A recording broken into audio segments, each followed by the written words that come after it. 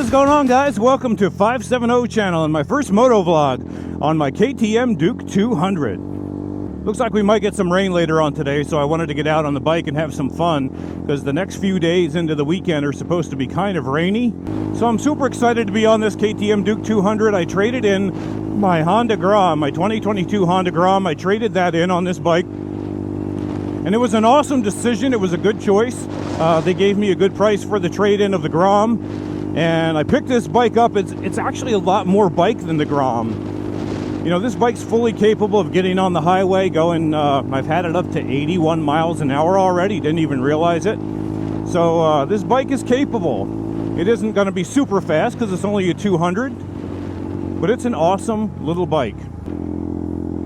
And this bike sounds amazing too because I put a LeoVince exhaust on. It makes it sound like a much bigger bike, much beefier. Has a nice deep tone to the exhaust now. The weather is finally changing here in the hills of Pennsylvania where we have greenery, which is something I've been waiting for.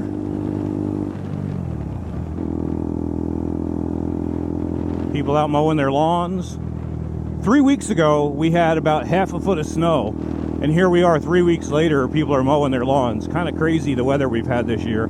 So let me tell you a little bit about how I got into sport bikes. So a few years ago, I actually used to race asphalt go-karts, and the go-kart track that I raced on was going broke, so they ended up selling the land. They shut the track down, and I could have converted my go-kart to dirt, but I would have had to drive an hour and a half away in order to race.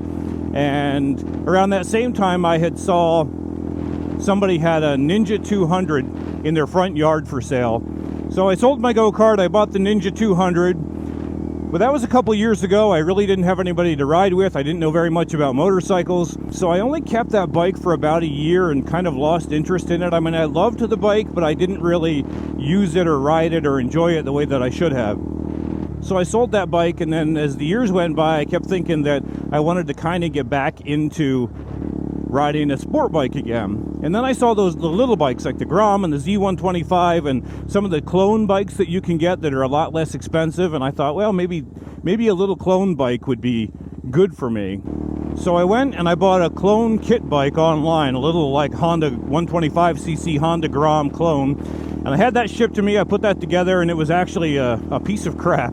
So I ended up buying a Z125, which was an awesome little bike, but then I wanted something a little bit more, and I ended up finding a Honda CB300F. I hated that bike. All right, listen to the exhaust rev on this as we go through this underpass here. Right, that's here.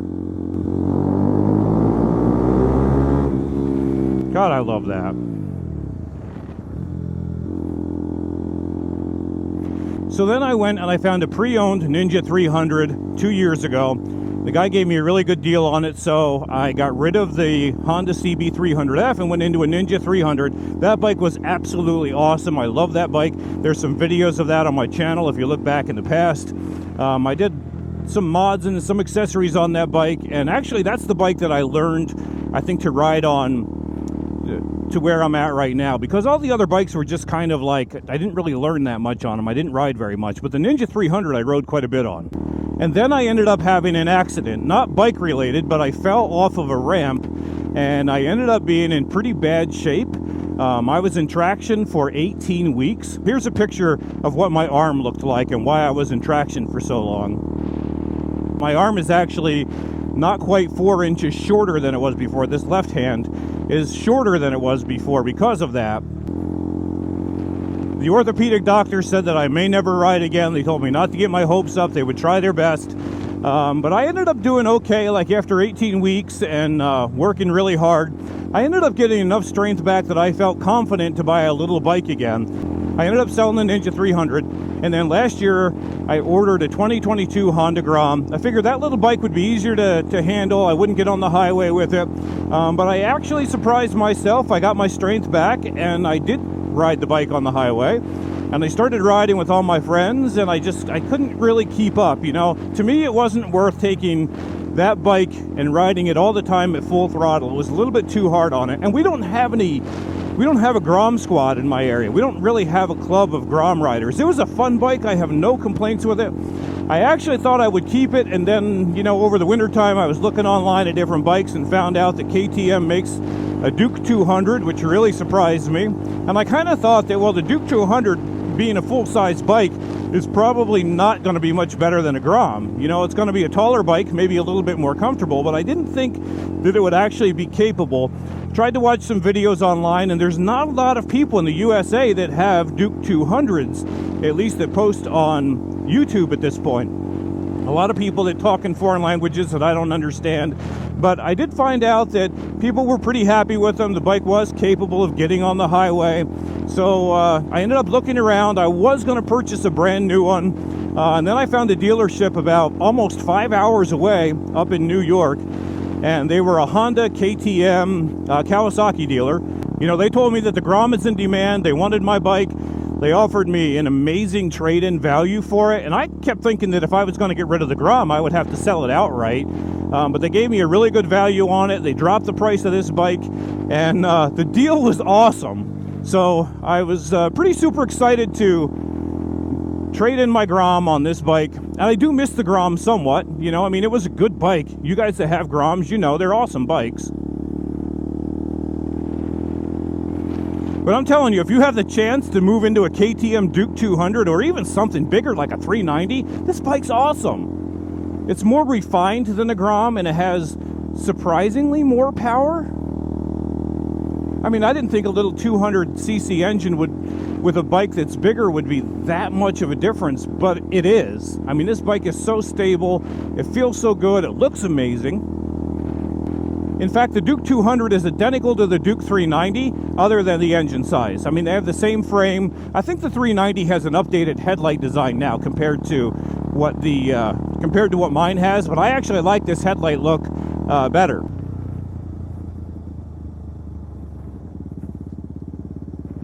I mean, this bike has plenty of power. It's not a slug. Look at that view. Awesome view here.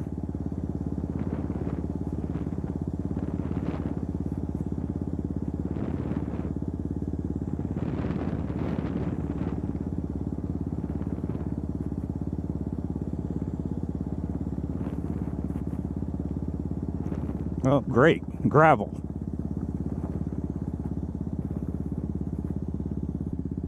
Something else about this bike is that the tires seem to grip pretty good. All right, we'll go up the hill this time. And then again, like, this bike goes up this hill. This is a pretty steep hill. This bike goes up this hill with ease. My Grom would have been at full throttle just trying to get up here. I like to go pretty slow on these roads because you never know what could cross in front of you. You know, I've seen deer on these roads. I've had bear cross in front of me. And that's the kind of thing you just don't want to hit when you're riding. You don't want to hit, period, but certainly not on a motorcycle. So I like to take it a little bit slow and keep my eyes peeled in front of me the best I can. Actually, the time that I saw the bear was right around here. And it was actually a mom and her cubs. They crossed, you know, somewhere right around here. I don't know.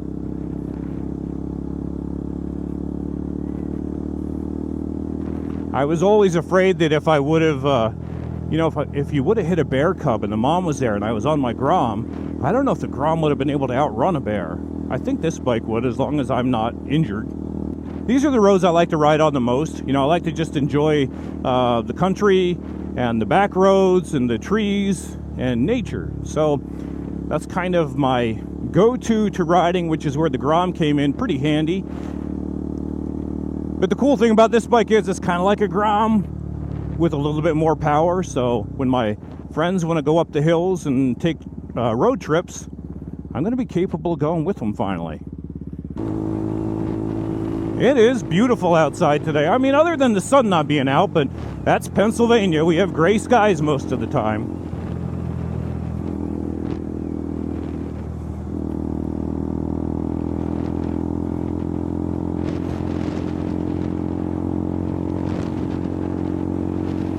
So anyway, back to how I ended up with this bike. I ended up buying the Honda Grom, and then I found a good deal on this bike. I went up and I bought it. This is actually a pre-owned. This is a 2020 KTM Duke 200, so the price was less than new. The dealership gave me a great deal to trade in my Grom. This bike only had 700 miles on it when I bought it. So, I mean, it was like brand new. The guy didn't touch anything that had it, that traded it in, like it was completely stock. Everything was new. It was perfect. So it worked out well for me because I like to put my own components and mods on a bike. You know, I like to do my research and find out what components I think are the best. So like even when it comes to my exhaust, I wanted to put a LeoVince exhaust on. I love the sound of them. I think they're good quality. And I found out that this bike doesn't have a lot of accessories that are readily available, like the Grom anyway. So I had to get a mid-pipe from the Philippines. I paired that with my LeoVince exhaust and it sounds really good. I'm really happy with that. Then I put these Fenrir bar end mirrors on. I think they're like the best quality you can get for the price. I had these on my Grom. They're really, really good. And if you're interested in these mirrors, there is a link in the description of this video. There's an affiliate link. You can get them on Amazon. They're not overly expensive. You have great visibility behind you. You can see what's going on. They look good. They get rid of the big crazy mirrors that the bike comes stock with. I vinyl wrapped some of my fairings, so like my front fender and different parts of that I put in carbon fiber. I think that looks a little bit better. It also will help because the front fender was a glossy black, and when a bumblebee hit it and scratched it, and I can always buff it out all the time, but I think it's easier to have a wrap on there and just wipe it off. So that's why I wrapped that, and I actually think it looks cool too. And then my turn signals, let me put them on for you. There's my turn signals. They are TST BL6 turn signals. KTM Duke bikes are known to be not easy to convert over to full LED, but if you're interested in finding out what I did to get mine to work without hyper flashing or errors on the dash, just leave a comment below. I'll be happy to kind of answer where I got the parts and the components to do that.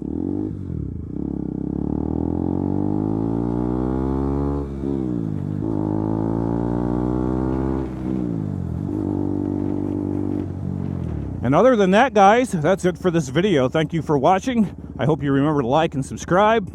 Leave a comment if you have any questions, and have a good one. Bye-bye.